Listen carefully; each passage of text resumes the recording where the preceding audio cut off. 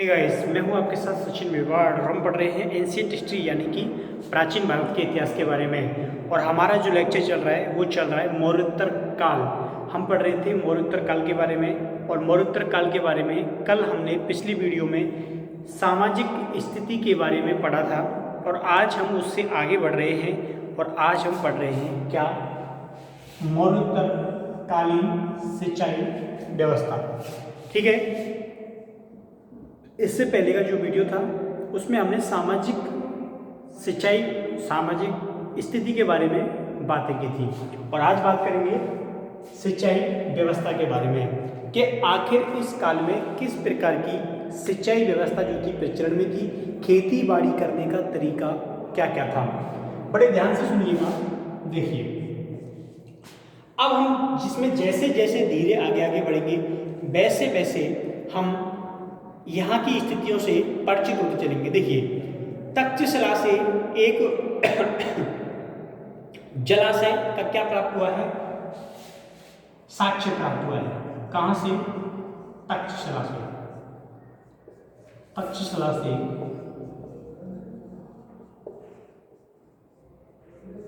जलाशय का साक्ष्य प्राप्त हुआ है। ठीक है, मैं कहाँ की बात कर रहा हूँ? मैं बात कर रहा हूँ तक्षशिला की।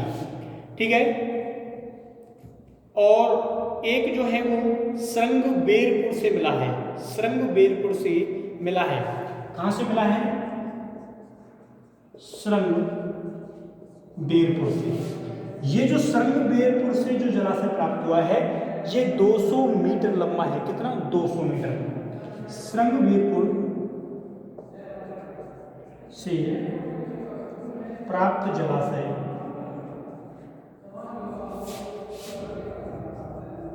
लगभग 200 मीटर लंबा है। ठीक है, अगर तुमको इससे संबंधित जो पीडीएफ होती है वो मैं कहाँ डाल देता हूँ? टेलीग्राम पर डाल देता हूँ। कहाँ पे डाल देता हूँ? टेलीग्राम पर। तो आप वहाँ से उसको डाउनलोड करके आराम से नोट्स बना सकते हो अपने पढ़ने के लिए। ठीक है, जो बच्चे नए हैं, कुछ बच्चे जुड़े हुए हैं, तो किस नाम से टेलीग्राम पर आपको सर्च करना है? सचिन सर हिस्ट्री के नाम से। ठीक है, किस नाम से सर्च करना है? सचिन सर हिस्ट्री के नाम से इसको सर्च करना है। चलिए, अब देखिए, तो श्रृंगबेरपुर से क्या प्राप्त हुए हैं? एक और जलाशय प्राप्त हुआ है जो 200 मीटर क्या है? लंबा है। इसके अलावा तक्षशिला लेक से ये ज्ञात होता है कि सियोडोरस, कहाँ, कौन था ये? यूनानी था। सियोडोरस नामक यूनानी ने तालाब खुदवाए थे। तालाब खुदवाए थे। किस लिए? कृषि के लिए। आप लोगों को मालूम है कि कृषि के लिए पहले तालाब खोद दिया जाता है, बरसात होती है, उसमें पानी बढ़ जाता है और फिर उस पानी को खेतों में सप्लाई कर दिया जाता है। ठीक है, तो सियोडोरस नामक यूनानी के द्वारा क्या किया जाता है? तालाब खुदवा दिया जाता है। पेशावर में, कहाँ पे? पेशावर, जो कि वर्तमान में कहाँ पड़ता है? पाकिस्तान में पड़ता है, लेकिन हम हिस्ट्री पढ़ रहे हैं, उस समय ये भारत का हिस्सा था। तो पेशावर में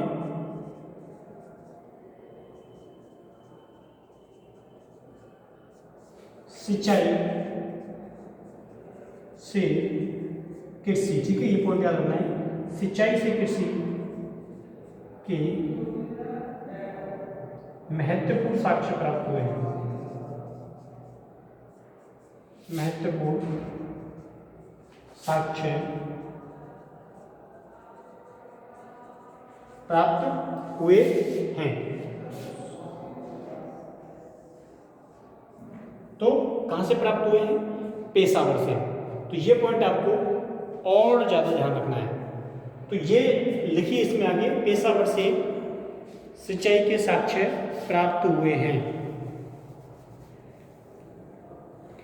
इसके अलावा मनुस्मृति में इस बात का उल्लेख किया गया है। कहाँ उल्लेख किया गया है? मनुस्मृति में क्या उल्लेख किया गया है? इस बात का उल्लेख किया गया है कि अगर कोई जलाशयों को नष्ट करता है तो उसको मृत्यु दंड देने का क्या है? प्रावधान है। मनुस्मृति में उल्लेख है कि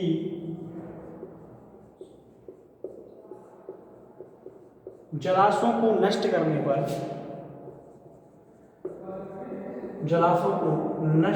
पर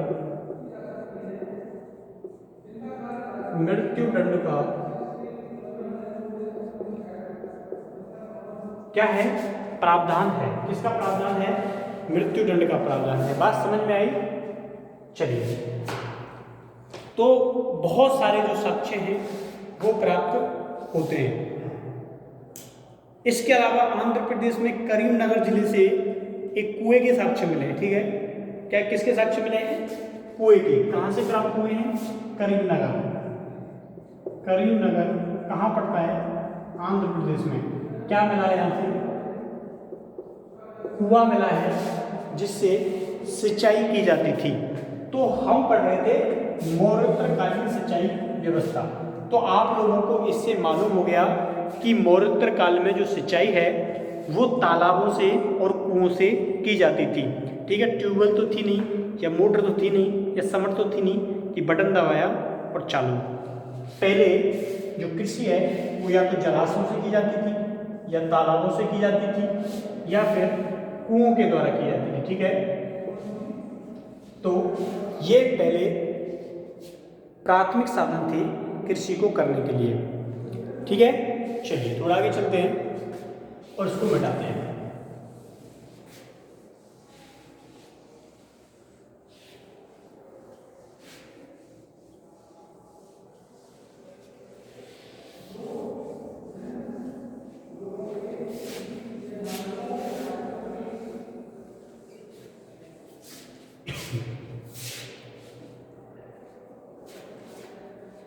अब देखिए मौर्योत्तर काल की आर्थिक स्थिति।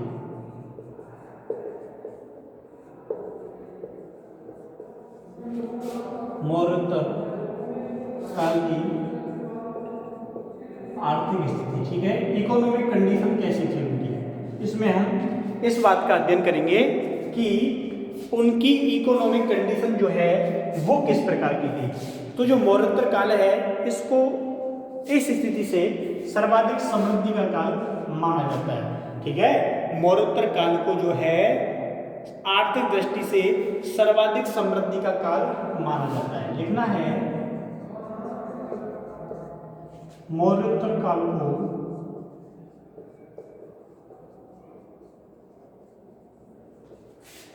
आर्थिक दृष्टि से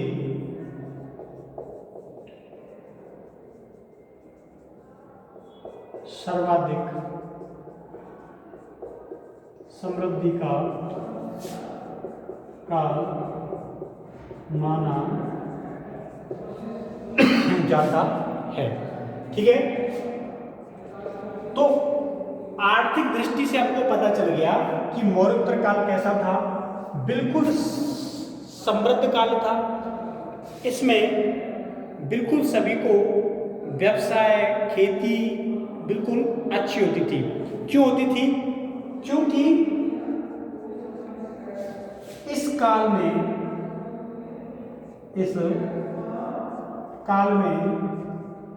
व्यापार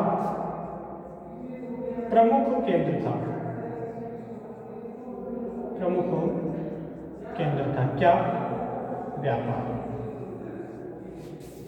ठीक है, तो मौर्योत्तर काल में आर्थिक दृष्टि से सर्वाधिक समृद्धि का काल माना जाता है क्योंकि इस काल में व्यापार क्या था?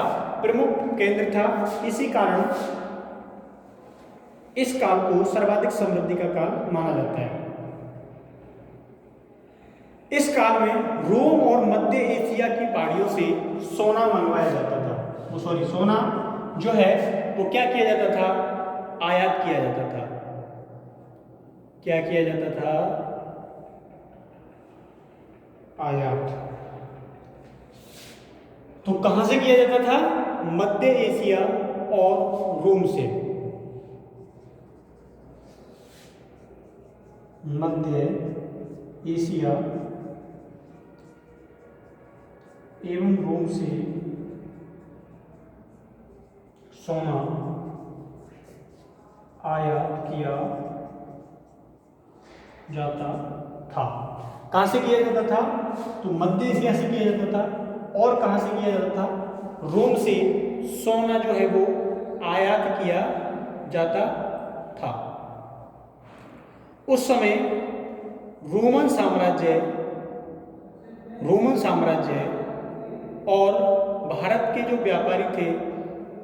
व्यापारी थे वो मिस्र, अरब, इन राष्ट्रों के मध्य होकर जाया करते थे।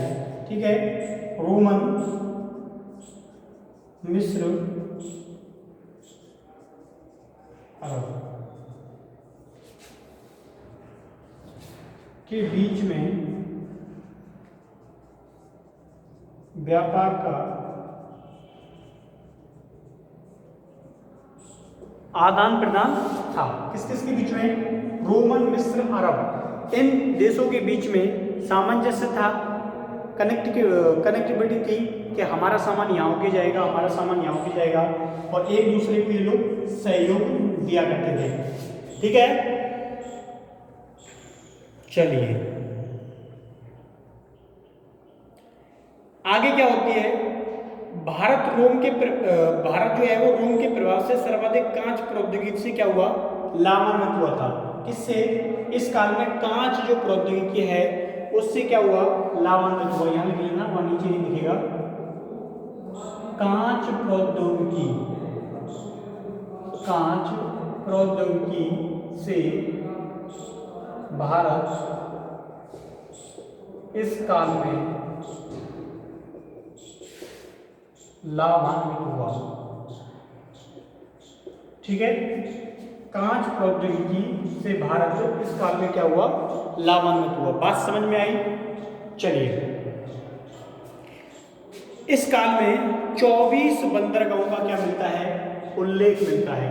कितने बंदरगाहों का उल्लेख मिलता है, 24 बंदरगाहों का उल्लेख मिलता है। और इन सभी बंदरगाहों से क्या किया जाता था, इन सभी बंदरगाहों से व्यापार उस काल में किया जाता था। क्या किया जाता था, व्यापार किया जाता था। तो आप जल्दी से स्क्रीनशॉट ले लो, फिर हम उसको मिटाते हैं। ठीक है,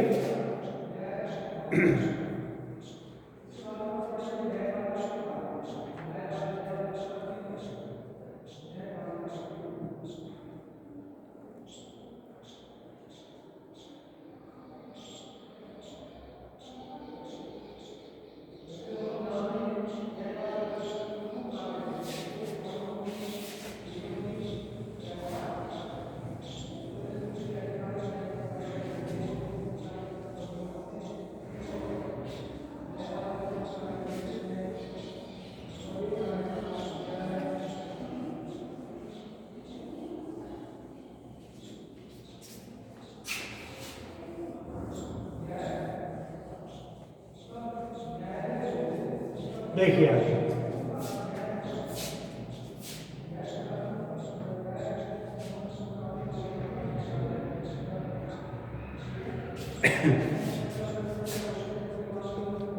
समुद्री मार्गों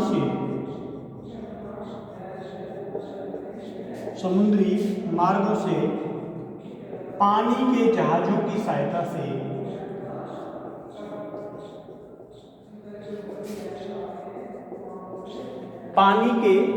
की सहायता से व्यापार किया जाता था।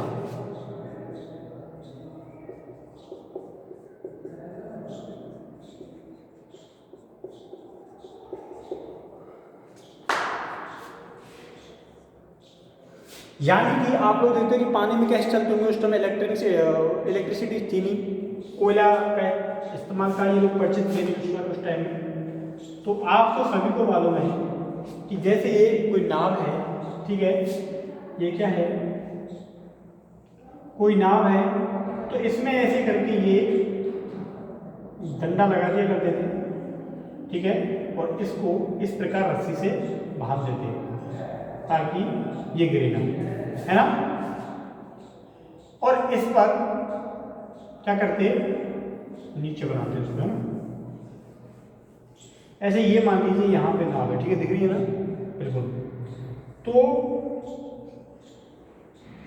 यहाँ पे एक बड़ा सा एक खंभा बनाते हैं ऐसा करके, इसको इधर भी बांध देते और इधर भी बांध देते ताकि ये गिरे ना, और इस पर एक बड़ा सा कपड़ा बांध देते ऐसे करके, तो वो उसमें क्या बढ़ता, हवा बढ़ जाती थी, क्या बढ़ जाती थी, हवा बढ़ जाती थी, और हवा बढ़ जाने पर वो जो हवा थी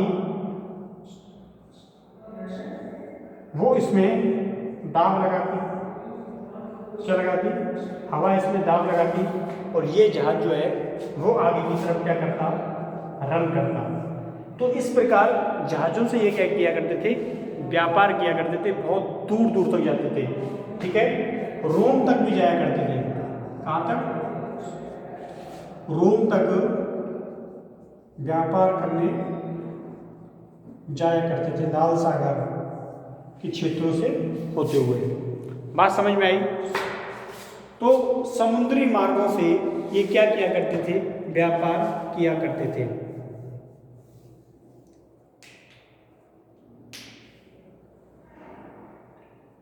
चलिए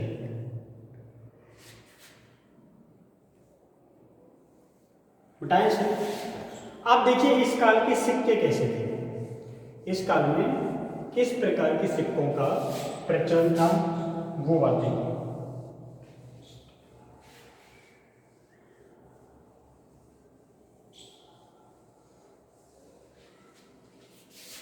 किस प्रकार के सिक्कों का प्रचलन इस काल में था, देखिए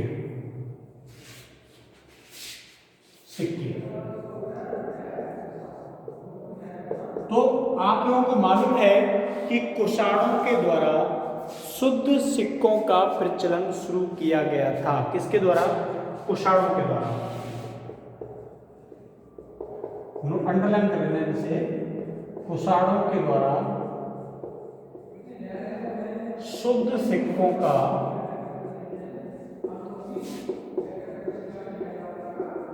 प्रचलन शुरू किया गया।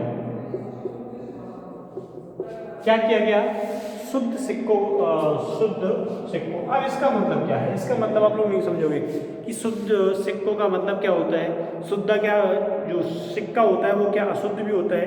शुद्ध सिक्कों का मतलब होता है आप सोने को बना रहे हो तो उसमें ज़्यादातर जो मात्रा है वो सोने की ही होनी चाहिए, कम से कम 95%। अगर आप चांदी के बना रहे हो तो उनमें ज़्यादातर चांदी ही होनी चाहिए। तांबे के बना रहे हो तो उनमें ज़्यादातर मात्रा तांबे की होनी चाहिए। उनमें अन्य किसी धातु का मिश्रण ना के बराबर हो, कम से कम हो। तो इसलिए शुद्ध सिक्कों का क्या किया, प्रचलन शुरू किया गया। ठीक है, स्वर्ण सिक्कों को क्या कहते थे इस समय, स्वर्ण सिक्कों को दिनार कहा जाता था। क्या कहा जाता था, शुद्ध सिक्कों को दिनार कहा जाता था। ये दिनार शब्द दिख रहा है ना, ये स्वर्ण सिक्कों को दिनार कहा जाता था। इसका वजन जो है वो 124 ग्रेन होता था।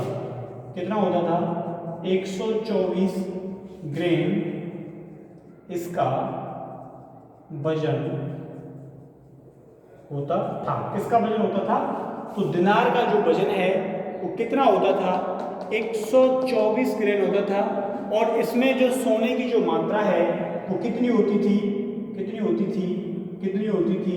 92%। इसके अंदर 92% जो मात्रा है वो सोने की होती थी। ठीक है, सोने की मात्रा कितनी होती थी, सोने की मात्रा, तो सोने की मात्रा जो थी उसमें उस समय 92% होती थी। कुषाणों ने सर्वाधिक मात्रा में तांबे के सिक्के जारी किए थे। किसके सिक्के जारी किए थे? तो कुषाणों के द्वारा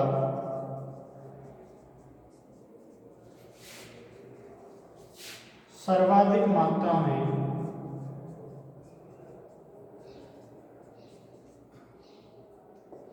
तांबे के सिक्के जारी किए गए। क्या किए गए? सर्वाधिक मात्रा में तांबे के सिक्के जो है वो जारी किए गए। बात समझ में आई? कहां से मिले हैं? तो गाजीपुर और गोरखपुर से सिक्के प्राप्त हुए हैं। गाजीपुर एवं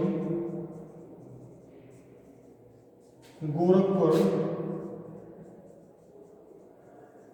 से सिक्के प्राप्त हुए हैं। क्या? सिक्के। कहाँ से? गाजीपुर से और गोरखपुर से।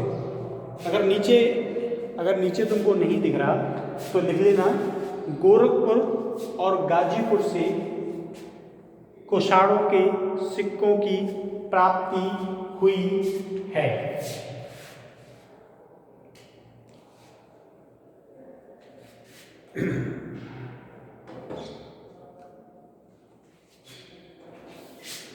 चलिए इसको मिटाते हैं।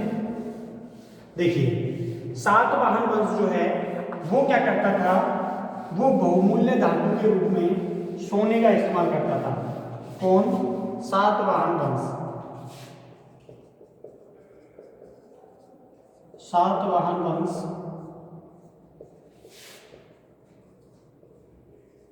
बहुमूल्य धातु के रूप में सोने का प्रयोग करता था। सोने का प्रयोग करता था।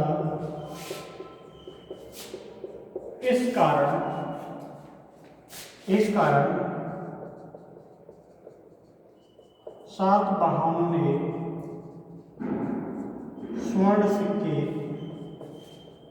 जारी नहीं किए। ठीक है, किसने? सातवाहन वंश के द्वारा स्वर्ण सिक्के जारी नहीं किए गए। तो फिर कैसे सिक्के जारी किए? सीसा, चांदी, मिट्टी, तांबा, कांसा। कैसे? चांदी, तांबा, सीसा, ठीक है, कांसा आदि के सिक्के जारी किए।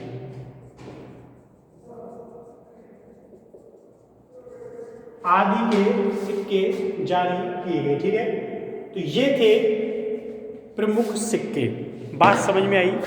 तो हमने आर्थिक स्थिति, सामाजिक स्थिति और उस समय की राजनीतिक स्थिति, उस समय की धार्मिक स्थिति और उस समय के सिक्कों का अध्ययन किया है।